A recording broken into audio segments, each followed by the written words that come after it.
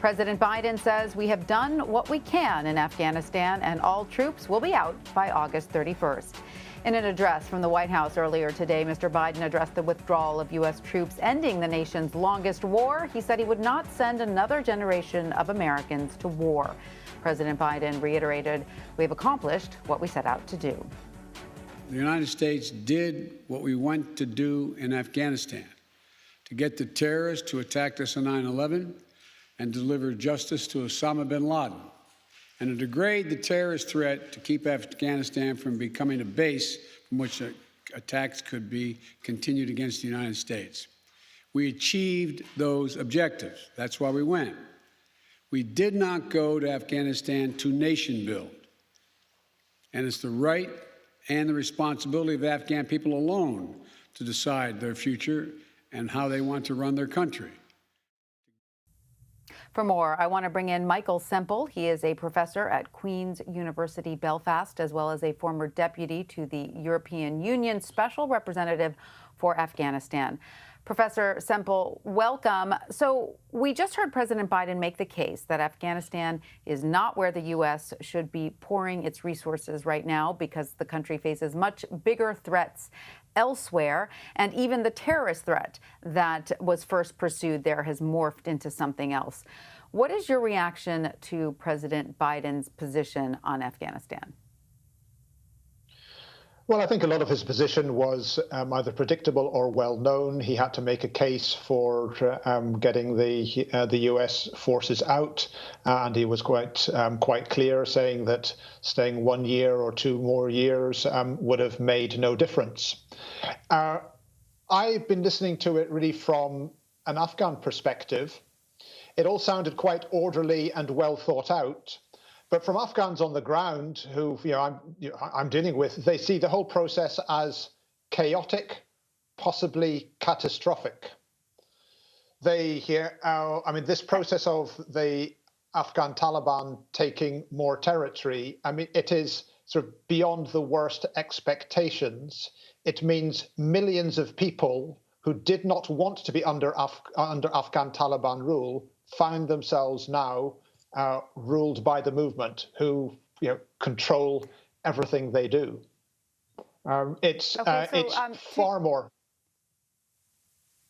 Sure. Sorry, so to your point, Professor, as we know, while American troops have been withdrawing, the Taliban has been taking advantage of that and gaining ground. But we did hear President Biden say that Afghan forces have the ability and the capacity to withstand the Taliban, and that a Taliban takeover is not inevitable. Do you agree with that, interpretation of what's going on, or do you think civil war and an eventual Taliban rule in Kabul is a given? The president made that point very clearly, and I think it's important that he made this point that Taliban takeover is not inevitable. It depends on a lot of things. And primarily, it depends upon the leadership provided by the Afghan government and the leadership of its security forces. The president was right in making that point. I think that one thing which I personally still find puzzling is that many of the Afghan population and perhaps even of the security commanders do not seem to have heard that point. It's been around for the past few months.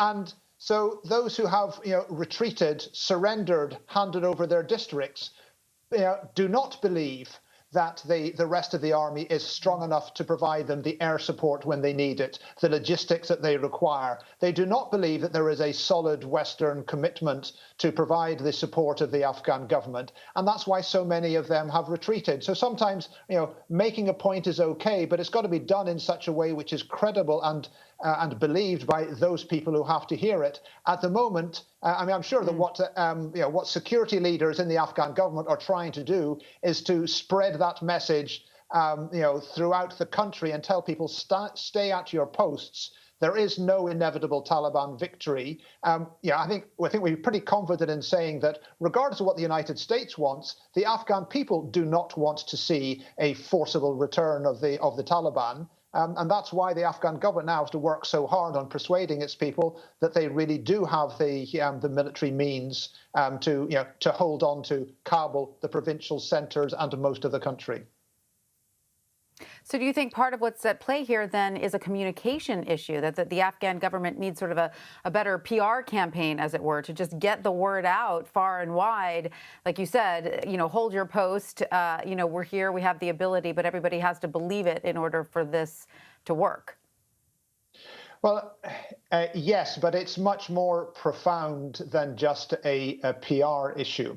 If we think of what's happened over the past 3 years, so this is going back into the Trump presidency, at the start of the peace initiative, which was launched to make the way for the US withdrawal, the Taliban were incredibly successful in milking that initiative for everything that they were worth, to project themselves as the inevitable winners. So this position where we see that the Taliban are stronger now than they've been at any period over the past 20 years. Again, this is not something which needed to happen, but it is largely a result of skillful Taliban propaganda, not adequately challenged by either the US or the Afghan government over the past 3 years. And now both sides in this partnership, the US in proclaiming its continued support, and the Afghan government, as the president said, getting their acts together, have got to reassure Afghans that they need not be forced to accept the restoration of an Islamic emirate, that they do have the external backing to be able to keep the government going. Genuinely, nobody knows the outcome of that struggle yet. The president was right to say a Taliban takeover is not inevitable. Do you think, though, that a civil war is inevitable in terms, well, I guess one is already raging in certain areas of the country. Again, it's not inevitable that the Taliban win that civil war, but do you think that this will be a bloody few months and perhaps few years ahead in Afghanistan? Yes, the president rightly made a distinction between a Taliban takeover and a civil war. They are related but separate problems. I think what the Taliban is trying to do at the moment is they're going for broke. It's as if they are operating against a stopwatch to try and take over Afghanistan within a matter of weeks, if not months. They are doing that, I think, because they have calculated that if they drag Afghanistan into a civil war, which does look, it's a distinct possibility now, they will indeed be blamed by the Afghan people. While the Taliban were fighting against the US and external forces, they were able to appeal to a certain amount of Afghan nationalist sentiment, at least to claim some legitimacy for what they were doing. Now it is a naked power struggle, the Taliban trying to force their will upon an unwilling Afghan population. They realize that if it goes to a civil war, they lose the legitimacy they've had of claiming to be some kind of nationalist Islamist movement, and they're just another pack of warlords like the others.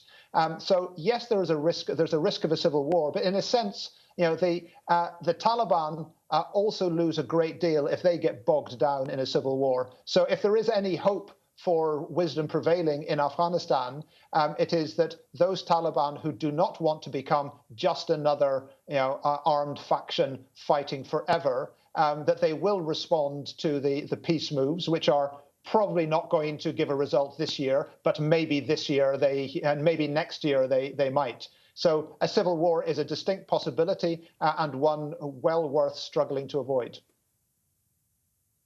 Michael Semple, thank you so much for sharing your insight into Afghanistan with us. We appreciate it. Thank you.